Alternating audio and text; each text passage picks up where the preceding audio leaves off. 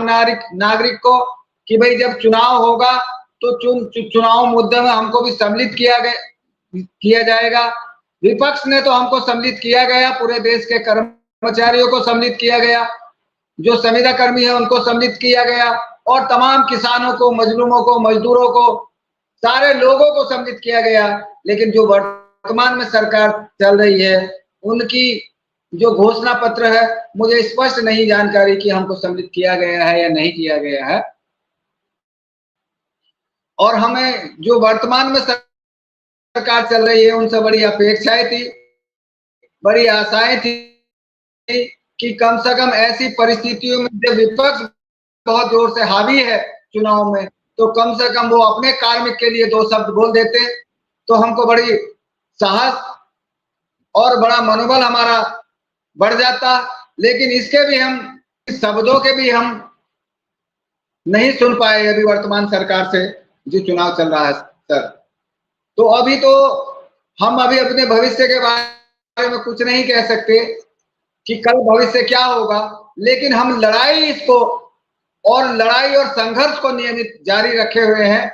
ये बहुत स्ट्रेटजी का विषय है कि चूंकि चुनाव आचार संहिता लगी है, हम इसका खुलासा नहीं कर रहे, लेकिन बहुत जल्दी हमने अब तक इन दिनों में 10 दिन में, 15 दिन में, 1 महीने में हमने क्या किया है और किस तरह से हमने कौन सा रोड मैप तैयार किया है, कौन सा रास्ता हम लोगों ने अपने जीवन को सफल बनाने के लिए तैयार किया है, और इसका हम अंतिम लड़ाई को कैसे ले जाएंगे, ये हम लोगों ने नियमित तैयार कर रहे हैं, कर लिया है। बहुत सारी चीजें हम लोग कर चुके हैं। उसका जो हम अब तक कर पाए हैं वो बहुत जल्दी दिखाई देगा, 2 दिन, 4 दिन, 10 दिन। लेकिन हम ये एक अपनी रणनीति का हिस्सा है कि 3 तारीख तक हम चुप बैठे हैं। 3 तारीख तक चुनाव आचार संहिता लगी है, 3 तारीख तक चुनाव चले हैं, 4 तारीख में। नमस्कार साथियों, वीडियो आप सभी शिक्षा मित्र साथियों के लिए बेहद ही महत्वपूर्ण होने वाली है। दरअसल आज की ये खबर आप सभी के अस्थायीकरण को लेकर व रिसेंट में मिलने वाले मानदेय को लेकर है। दरअसल कब तक मानदेय आपका आने वाला है और मानदेय के साथ साथ अगर हम बात करें अस्थायीकरण की क्या चर्चाएं हैं सरकार में, इन सारी बातों के ऊपर इस वीडियो में चर्चा करेंगे। सभी साथियों से एक रिक्वेस्ट है, वीडियो को आप पूरा देखें। चैनल को अभी तक आपने सब्सक्राइब नहीं किया है, सब्सक्राइब भी कर लें। अब चलते हैं अपडेट पर। देश के परिणाम घोषित होंगे, वो क्या परिस्थितियां होंगी, किन की सरकार बनेगी, कौन प्रधानमंत्री बनेगा, ये सब भविष्य की गर्त में है सर, और हमारा भी भविष्य भी गर्त में ही है। तो लेकिन अगर हमारे भविष्य गर्त में है, ये हमको किसी के आचार विचार से, किसी के भाव से लग जाना चाहिए कि हमारा भविष्य किन हालात में सही होगा और किन हालात में सही नहीं होगा। ये हम चूंकि शिक्षक हैं और ये हम लोग जागरूक समाज के लोग हैं, तो ये परिस्थितियां नहीं। तो जो समाज अपने हकों की लड़ाई के लिए सक्रिय है उसका हक मिलेगा, और जो निष्क्रिय है तो उसकी कोई गारंटी मुझे नहीं लगती कि निष्क्रियता में कोई हमारा हक हमको देगा। जब सक्रियता में हमको नहीं मिल रहा तो निष्क्रियता में हमको नहीं मिलेगा।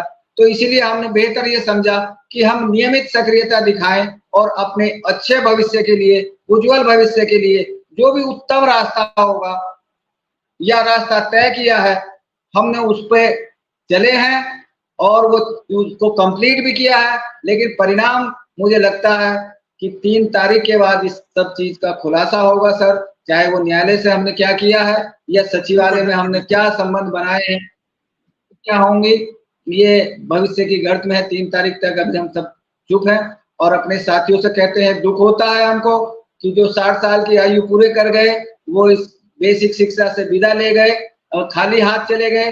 कुछ साथियों के आपातकालीन स्थिति में बीमार हैं, उनके परिवार के सदस्य बीमार हैं, तो उन सबकी हमारे साथ संवेदना है, मानवीय हम लोग उनके सहयोगी बने, इस आशा के साथ हम लोग सर सक्रिय हैं और अपने भविष्य के प्रति पूरी तरह चिंतित हैं।